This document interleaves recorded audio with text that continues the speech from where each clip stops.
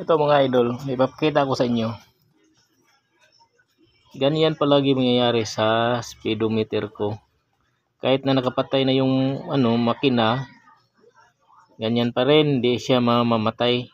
Kailangan ko siyang tanggalin at hugutin yung socket doon para siya mamatay.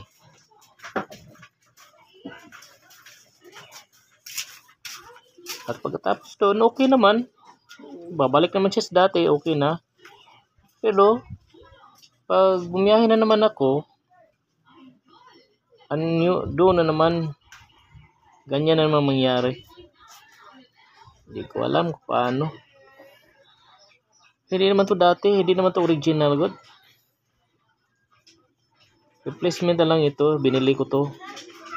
Order ko to sa sa Rose. 1 month ko to. 1 month nila bago umabot yung order ko. Pero ganito. Mahal pa naman. 1.9 yung bayad ko dito. Hello. 1.9 yung bayad ko dito pero palaging ganito.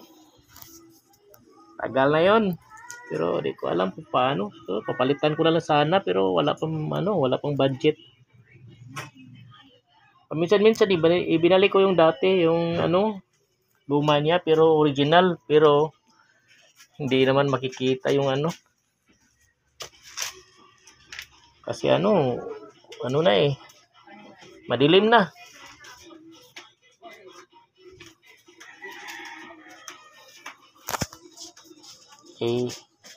Kung may man mga idol solution dito, sana naman paki-comment naman lang sa comment section ko.